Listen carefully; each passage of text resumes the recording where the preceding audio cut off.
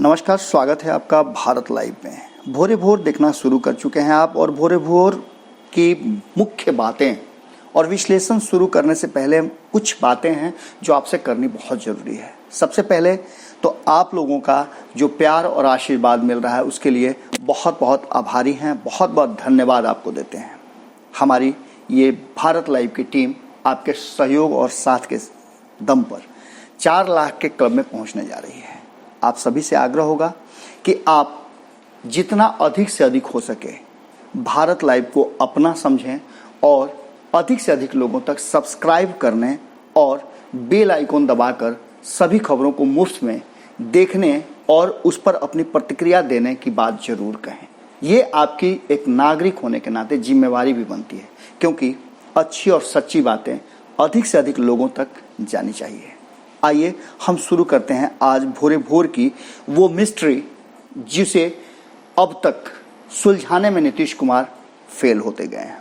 अब तो स्थिति ये हो गई है कि झुंझलाहट तक की स्थिति आ गई है, पर इस झुंझलाहट और इस मिस्ट्री को सुलझाने से ज़्यादा अहमियत है कि कैसे बिहार बचे, बिहार का विकास हो, और कैसे नीतीश कुमार जो कि सुशासन बाबू और एक बेहतर मुख्यमंत्री के रूप में जाने और कहे जाते थे, वो दिन वापस आए, या फिर जनता कोई ऐसा फैसला करे जिससे कि बिहार हमारा उन्नत राज्यों की श्रेणी में आ सके और बिहार को हम उस स्थिति में देख सकें जहां सभी लोगों को सब कुछ प्राप्त हो। पर वर्तमान स्थिति में जिस तरह से मुखिया अपनी जिम्मेदारी से पीछे नहीं छुड़ा सकते, वैसे ही आपको बता दें कि जब नीतीश कुमार ने अपने खुद ये बातें करते हुए जनादेश को बदला था कि राज्य के चातुर्दिक विकास के लिए ऐसा करना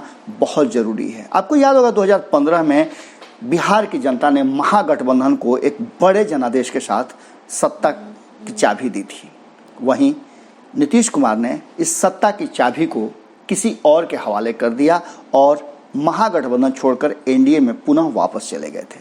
तब उन्होंने ये बातें कही थी कि चातुर्दिक विकास बिहार का हो, इसके लिए ज़रूरी है कि डबल इंजन की सरकार चले और डबल इंजन से बिहार का विकास हो। वहीं यह बात भी कहा था कि जिन लोगों के साथ वो वर्तमान में हैं वो विकास के रास्ते में अवरोध पैदा कर रहे हैं, उनके क्रियाकलाप संतोषजनक नहीं हैं। ऐसी स्थिति में साथ चलना मुश्किल है।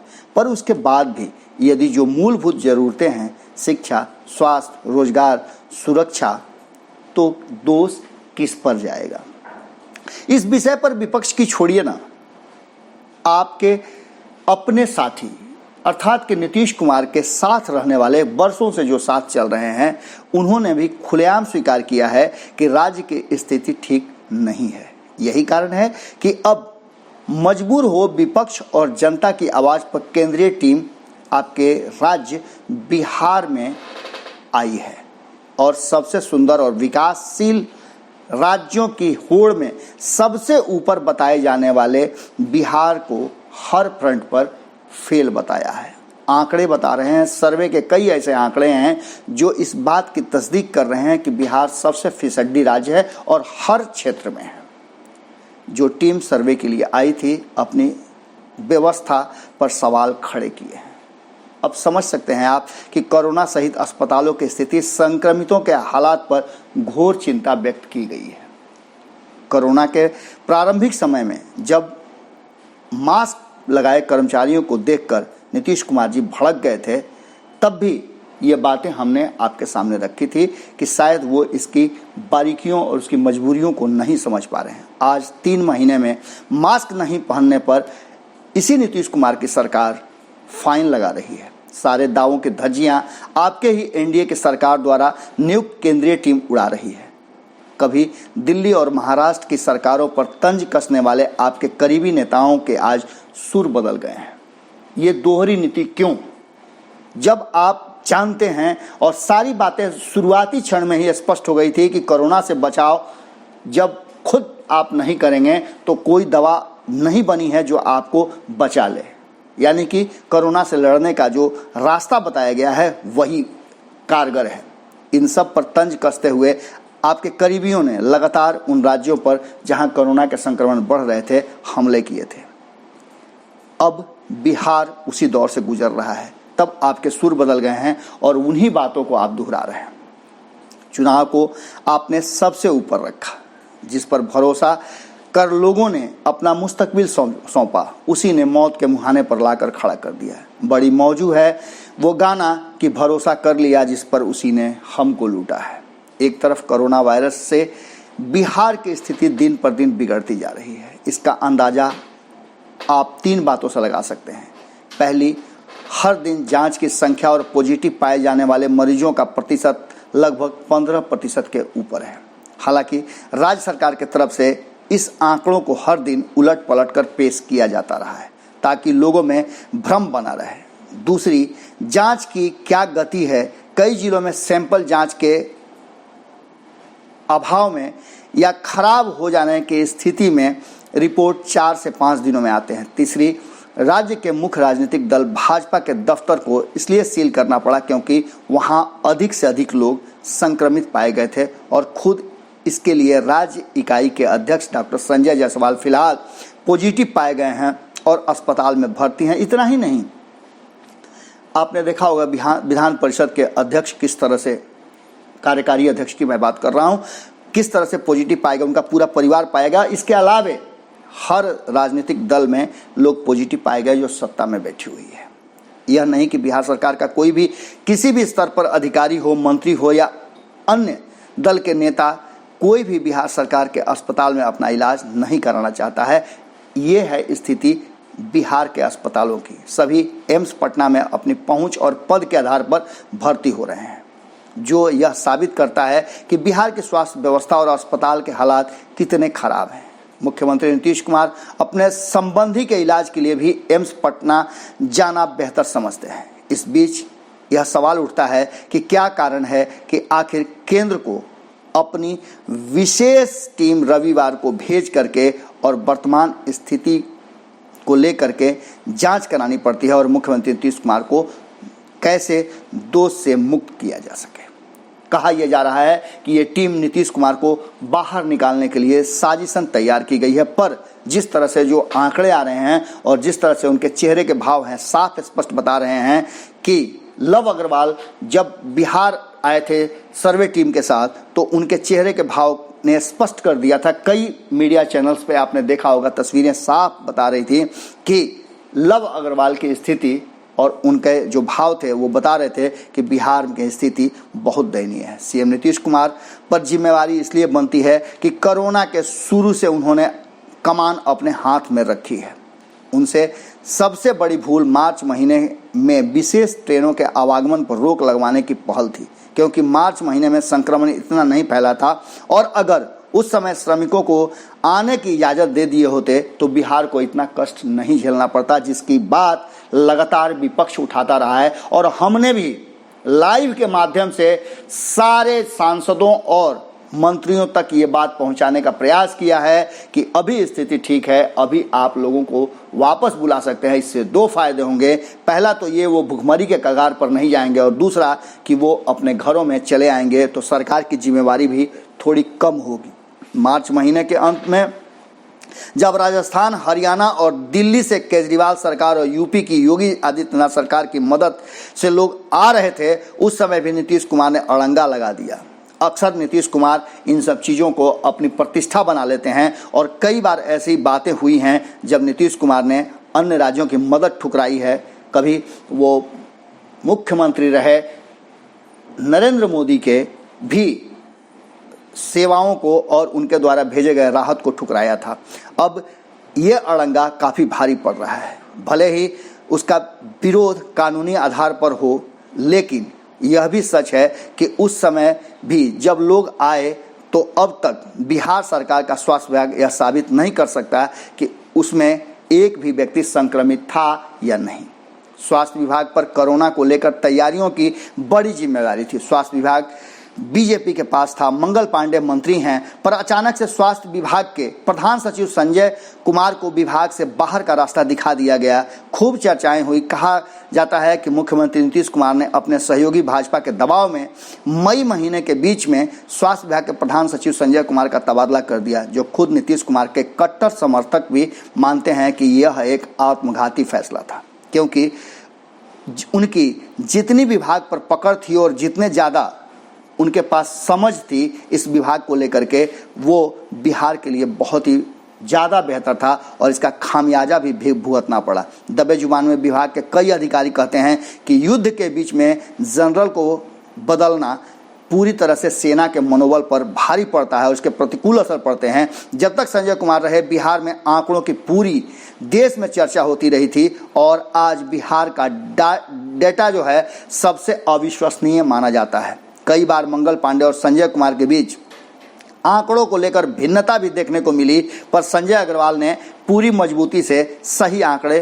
दिखाते रहे। लाइव के माध्यम से भी हमने आपको कई बार इन बातों की चर्चा की और दिखाया भी था।